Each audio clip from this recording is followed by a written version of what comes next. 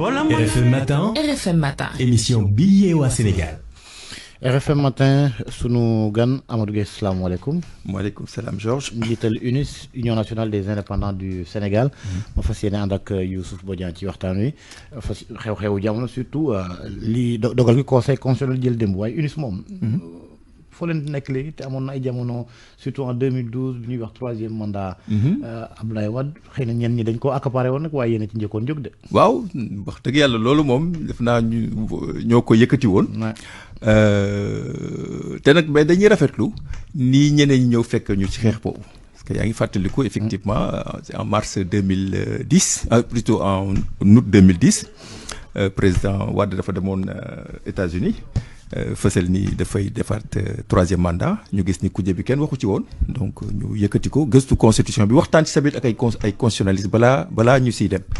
Idriss Seck dugg ci rek central. waaw ñëpp dugg si waaw noonu la loolu sax moo doon game bi loolu moo doon stratégie bi ñun xamoon nañ ni xamuñu woon bu baax te nag am na yenn yi nga xam ni lu mel ni constitution soo ko buggee yëkkati ci lu mel noonu candidature président de la république baax na nga ànd ci ak acteurs politiques yi gis ngeen dem na ba citoyen bi dugg ci.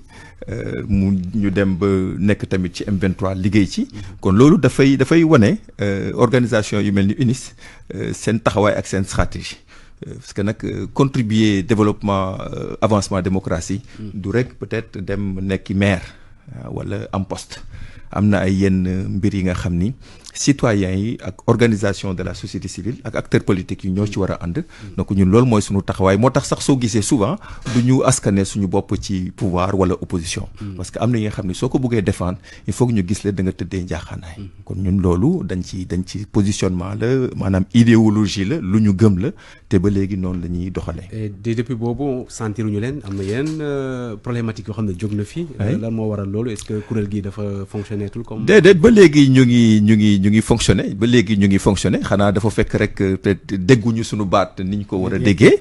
yéen daal ci ay mail rek ngeen nekk. waaw dañuy bëri na la ñuy def communiqué.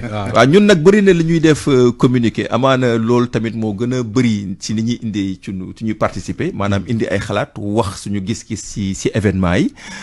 waaye defe naa du yàgg lool parce que loo gis rek dafa am moment bi nga xam ni da nga koy def donc du yàgg lool incha allah dinañ gën a fësal suñuy activité parce que gis nañ ni Sénégal bëri na soxla na ay solution te gis nañ tamit ñi fi jaar li ñu indi ak li des donc ñun jàpp nañ ni li ci kanam bëri war nañu gën a yëkkati suñu baat gën a investir nit ñu gën ñu xam ñu gën a ràññee suñu liggéey incha allah.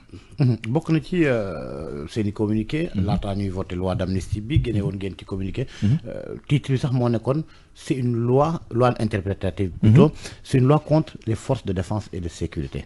waaw démb conseil constitutionnel génn na dogal ne article premier bi en tout cas. méngoowul ak li sunu constitution wax ku ne nag muy ku jegeek muy opposition bi plutôt pouvoir bi. tirer couverture bi sa côté naan nii lañ ko bëggee woon lii la ñu waxoon yéen est-ce que jàpp nga ni ndam la ci seen côté d'abord. ndam la ci sunu côté ndaxte gis ngeen yaa ngi yaa ngi koy fàttaliku loi bi ni ñu ko indee woon ni ñu ko bindee woon dafa mel ni ñi nga xam ni dañ doon def njombe ci wàllu wéer ko ci politique ñooñu dañ leen bëggoon teg de côté mel ni loi mun leen topp mu desoon nag ñu gis ni ñun loolu lii des mooy juste force de défense et de sécurité yi waaw su loi boobu soo ko bindee noonu ñun niñ ko jàngatee moo doon une attaque contre effectivement les forces de défense et de sécurité parce que ñoom li ñu doon defuñu ko woon pour politique dañ ko doon def pour aar Sénégal aar askan bi kon loi boobu niñ ko bindee woon baaxul woon kon loolu am nañ ci ndam ay tamit tey defe naa ndam bi dañ ko war a jox conseil constitutionnel waruñu ko jox sax opposition bi wala pouvoir. mais opposition bi aussi parce que ils ont le mérite d'avoir déposé un recours. waaw bu kenn déposé wul woon recours. waaw mais ndam bi moom conseil constitutionnel la c'est-à-dire mooy li nga wax dëgg la opposition dañ leen war a jaajëfal ci recours boobu ñu def. que nag démocratie ak état de droit noonu lay doxee soo d'accordul ci dara war nga mën a xaatim lu tax d'accord ko yóbbu ko fi mbaxane doon benn ñu atte leen kon loolu ñu ngi leen ci jaajëfal waaye tamit dañ ci war a jaajëfal waa Pastef ndaxte ñoom tey loi d'amnistie loi interprétative bii ñu jéem a indi tax na conseil constitutionnel am occasion leeral li nga xam ni leerul woon sax ci ñi bindoon loi d'amnistie originale bi parce que yéen a ngi fàttaliku Aïssata Tall bi doon waxal pouvoir bi fi nekkoon ñoom dañ ne woon ne lépp luy njombe loi bi effacé na ko jàpp naa ni bëri li woon ne ay sénégalais yu mel ni man ak ñeneen ba même des professeurs de droit yu jàppoon ne effectivement loi d'amnistie bi dafa doon faase lépp kon tey loi interprétative bi may na conseil constitutionnel leeral ni loi d'amnistie bi nga xam ni tey moom la ñu adopté mayul ñu bañ a dàq li ñuy wooyee les crimes imprescriptibles maanaam ñaawteef yu rëy yooyu bi nga xam ni suñu engagement par rapport aux instruments internationaux comme sur les droits de l'homme ak la charte africaine mayuñu ko kon moo tax ma ne tey ñoom ñoo am ndam bi parce que dañu jouer le rôle d'arbitre départager leen te gis ngeen defe naa ni ñaari camp yëpp nangu nañ décision bi kooku mooy le rôle arbitral mais itam dafay indi leeral parce que li doon nekk jafe-jafe bi moo doon lan la ñu war a def est-ce que loi d'amnistie bi dañ ko war a supprimer wala déedéet mais conseil constitutionnel bi tontu nañu nee nañu même su loi d'amnistie bi tey toogoon tey am na yenn njombe yi nga xam ni dañ leen war a topp kon loolu pour man c'est un éclairage très important bi nga xam ni daf ko indi ba nga xam ni tey leeral na procureur yi maanaam que ñoom mën nañu ubbi. mënoon nañ yem ci avis rek. waaw mais xam nga avis il faut que ñu solliciter ko. il faut que président laaj la avis. justement moom laa wax mun a ñi nekk ci nguur gi mënoon nañoo yem ci. waaw solliciter l'avis du conseil non parce que ñoom def naa tamit liñ si jublu woon def naa ñoom tamit dañ leen gàgganti dañ leen leeral ni politique du mbubb bi nga mën a sol ba def njombe ñu baal la.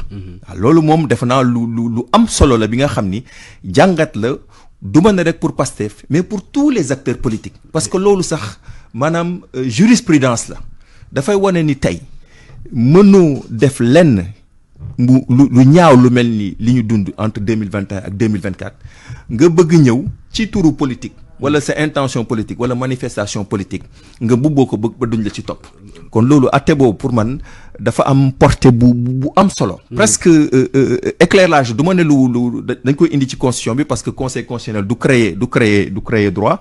mais dafa indi benn leeral bu am solo bi nga xam ni képp ku jóg suba di bëgg indi amnistie na la leer ni yenn njombe yi bokk si.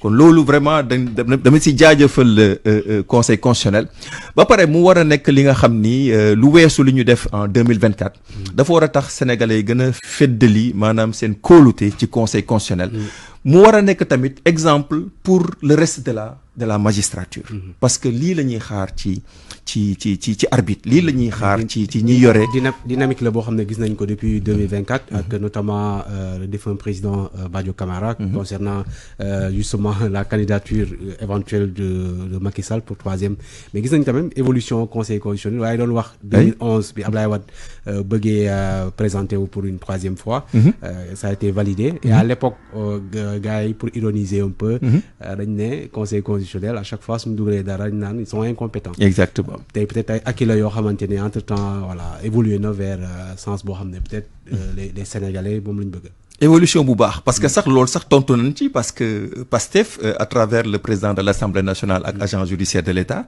ñoom dañu waxoon conseil constitutionnel warul mën a addu ci loi seen loi interprétative. loolu voilà waaw donc loolu conseil constitutionnel tontu na leen. nee na muy loi interprétative ak lu mu munti nekk en vertu de l'article 92. le conseil constitutionnel connaît de la constitutionnalité des lois. et des traités. voilà kon loolu defe naa ni voilà donc on a un conseil constitutionnel aujourd'hui qui est volontaire qui est ferme et qui reconnaît sa responsabilité dans la stabilisation des institutions et la préservation de la paix sociale. loolu moom lu am solo la moo tax dama ne il faut pas ñu que xëccoo bi ku jegi di am ñoo gagné mu nëbb liggéey boobu nga xam ni conseil constitutionnel justement wax nga ko yow nekku leen ci ñaari boor yéen a ngi ci digg gis nañu ku nekk ci la bataille de l'opinion waa pouvoir bi nee na ñoom ñoo gagné ñi naa ñoo gagné yow lan mooy sa jàngat tey au-delà li nga wax par rapport au conseil constitutionnel. waaw man dama jàpp ni loolu laay wax ni dama ne game bi li xale di wax game bi conseil constitutionnel moo ko yor au-delà du conseil constitutionnel voilà léegi nag nga gis ni pour man nag leer na ni leeral nañu Pastef ni ñoom ni ñuy doxalee ak xalaat bi ñu amoon ni politique may na la ñu mun a del yenn njombe yi génnee ko defe naa ni loolu conseil constitutionnel bi dàq na ko ci gàttal la loi interprétatif a été rejeté kon loolu moom tamit nan ne défaite la de ce point de vue pour Pastef défaite la mais tamit damay ne toujours c'est quand même une bonne chose que dans leur tentative peut-être de d'éclairer la loi de manière maladroite ils ont donné cette occasion au conseil constitutionnel maanaam su amul woon defe naa tey dina ne naka la ñuy procureur tey du ñu am sañ-sañ par exemple tey ubbi enquête parce que jàpp nañ ni avant que suñu xasoon ba ne amnistie dafa am rek procureur ak juge ak officier de policier judiciaire du am sañ-sañ sax ubbi enquête mais tey même avec la loi d'amnistie qui est là désormais le procureur a l'obligation d'ouvrir des enquêtes damay bañ nag ñu jël lépp dóor ko ci boppu Pastef parce que am nañ benn rôle bu am solo bi nga xam ni man jàpp naa ni tey dañ ko war a jouer ñoom ñoo ne jubal jubbanti jubal jubbanti boobu il faut que mu jaar ci justice pour mu jaar ci justice nag il faut que sénégalais yi dem ba gis ni justice suy jóg du ko wéer ci Ousmane Sonko wala gouvernement am lu mu leen sant gis ngeen temps yi lu weesu loi d'amnistie bi ñu ngi waaj a yóbbu ay ministre haute cour de justice gis ngeen kaaw Covid bi am na si ñu bëree daaj yi ak ministre yi nga xam di leen woo Cour des comptes tamit yónnee nañ rapport bi kon dina am ñu bëree ci ancien pouvoir bi nga xam ni ils vont se retrouver devant la justice léegi nag su nekkee dañu bëgg sénégalais accompagner mouvement boobu et que mu am indépendance il faut que ñoom Pastef ñu dogoo ak li ñu woote maanaam ñu libérer justice bi mooy dagg buum boobu nga xam ni moom moo am entre l'exécutif ak le procureur gis nga tant que ministre de la justice tey. bañatee woote pression bañatee daanaka. lu weesu pression xam nga. ministre de la justice su ma ko nee defal day def. waaw parce que tey article 28 code procédure pénale moo ne ministre de la justice mën na wax procureur mu topp la ci benn dossier individuel. wala naka lay taxawee ci benn dossier. waaw loolu ñun France bi ñuy toppandoo sax loolu dindi na ko. nee na ministre de la justice mënul jox ordre procureur ñun foofu lañ war a egg. loolu suñu libéré procureur wóolu leen nag parce que moo tax ma ne kóolute boobu tey ñu war a feddali ci conseil constitutionnel. nañu wóolu tam procureur yi xam ne ay sénégalais lañ comme ñun. ni ñu wóoloo militaire bi nga xam ne tey moo nekk frontière Sénégal di ñu garder. ni ñu wóoloo médecin bi nga xam ne moo nekk hôpital di war la faj war la opérer na ñu wóolu tam procureur yi parce que ay sénégalais lañ comme ñun. ku leen jox sañ-sañ bu mat dinañ ko doxal ba mu mat. waaye mbaam lu mu gaaw gaaw soxla ne Ali de. nga ne. ma ne mbaam lu mu gaaw gaaw. waaw soxla ñu ne ko Ali. waaw mais loolu ali boobu mooy moyens yi. ali boobu mooy politique pénale mooy ne leen comme li gouvernement bi génnee ci conseil des ministres bëggatuñu mu am taalibe. waaw loolu soo ko joxee comme procureur politique pénale la mun na ne léegi moom nangootuñu ko. ci loolu dañ koy bàyyi gouvernement bàyyi ko mu mën a indi ay moyens yokk greffier yi loolu baax na pour justice bi gën a gaaw parce que ñoom ñoo wax célérité. waaye ci benn cas individuel ndax damay topp diw wala du ma ko topp naka laa koy toppee. loolu moom il faut que gouvernement bi xam ni tant que defuñu ko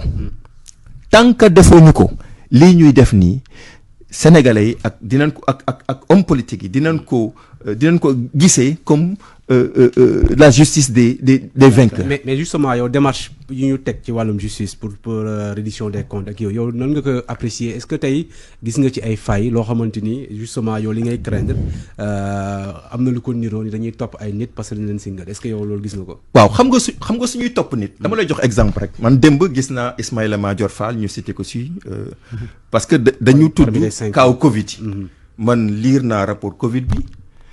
ministère de la justice sax amul dara lu leen ci tudd. nos confrères de Libération ils parlent de la construction des palais de justice. waaw xam nga kon kooku ça n'a rien à voir ak Covid. effectivement. li ma doon jox tey man dal. mooy ma xam ni suñ koy topp procureur moo am dossier des faits mais utewul dara ak benn ordre bi nga xam ni ci gouvernement bi la jóge loolu tant que mu ngi am man sama xel dina ne amaana Ismaïla Madior Fall dañ ko mere ngir taxawaay bu mu am démb. keneen ak keneen dina ko xalaat ci Moustapha Diop keneen ak keneen dina ko xalaat ci Farba donc loolu moom devoiru obligation même morale. ak bi nga xam ni moo leen di permettre ñu atteindre jubanti boobu ñuy wax. moo doon tey de libérer la justice te gis nga suñu ko defee. l'histoire judiciaire du Sénégal et je dirais même l'histoire du Sénégal se souviendra que ñoom Pastef ils ont été les libérateurs de la justice parce que ça ce sera la plus grande réforme en matière de respect même de la séparation des pouvoirs kon tey ils ont l'occasion de montrer que ñoom jubanti boobu ñuy wax nangu nan ko 2 dispositions simples yi nga xam ni soxlawul ay textes yu compliqués mooy article 28 ñu ne que ministre de la justice mënul jox ordre au procureur sur une affaire individuelle kese loolu rek suñ ko defee ma yokk ci tamit ñu bàyyi procureur mu suñ ko nommé mu mun a toog au moins 3 ans parce que tam mënoo wax ni du ma ko jox ordre waaye su deful li ma bëgg ma dax ko soo jëlee procureur nga bàyyi ko mu toog 3 ans dina am sañ-sañ bi nga xam mu am mandat voilà mu am mandat donc te yii may wax nii nekkul lu ma inventé man damay gëstu di ko lire ci ay magistrats yi nga xam ne ñoo nekkoon parquet jël seen expérience bind parce que mënuñu génn di wax bi ñuy nekk magistrat waaye jot nañu bind te ma fàttali ñi ñuy wooyee procureur benn la ak magistrat yi ñoo bokk école te dafa am lu ñuy wooyee unité du corps judiciaire même su nekkee yaa ngi parquet suba mën nga nekk juge soo nekkee juge suba mën nga nekk parquet donc il faut libérer la justice man bokkuma si ñi nga xam ni dañuy wax ni juge rek du siège ñoo war a am indépendance procureur yi waruñu am indépendance tant que les procureurs ne seront pas libres tu ne pourras pas avoir les gages de transparence d'indépendance qui permettent d'assurer que procureur bi su lay topp defu ko ci wàllu politique rawatina nag instant yi moment bi ñu toll vraiment c'est le moment pour le faire moo tax moi je pense que même dañu war a xaw a ralentir tuuti un peu machine bi ñu lancé parce que par exemple ci haute cour de justice tey Georges xel nanguwul ni tey ñi lay war a juger 7 yi nga xam ni dañ fay jël ci député yi kenn moo fay nekk opposition yeneen 6 yëpp nekk ci pouvoir nekk say noonu ñooñu mënuñu la atte kon loolu dañ ko war a réformer. mais suñ ko tegee ci ay faits quand même yoo xamante ni peut-être enquêtes yi ñoo wane ni yaa def est-ce que loolu mën nañ jàpp ni. la chance peut-être c'est les magistrats yi fay nag. non mais xam nga ñii atte. suñ demee ba war a atte. c'est au vote. dañuy voter man de li ma gis Sénégal depuis Sénégal di Sénégal mooy ñi ñuy wooyee député. su voté jotee dañuy voter en fonction de l'intérêt xam nga loolu mooy réalité bi kon loolu dañ ko war a gàgganti te nag suñ koy gàgganti nañu xam ne rek du pour ñi fi nekk parce que suba ñeneen dinañ fi toog kon il faut que ce soit vraiment un processus très très indépendant donc nañu jël temps def réforme yooyu ensuite di soog a continuer les procédures judiciaires. jërëjëf Amadou Gueye merci Georges. jërëjëf Amadou Gueye président Youssou. Union nationale des indépendants du Sénégal jërëjëf Youssouf Bodian mi àndaloon ci waxtaan wi nuyu ak ziar soxna Naata Mbaye ak ñamu àndal ca TFM ngeen doog jàmm. Vous avez besoin de caution sur les marchés publics ou privés? Adressez-vous à la SONAC. La SONAC SA vous accompagne dans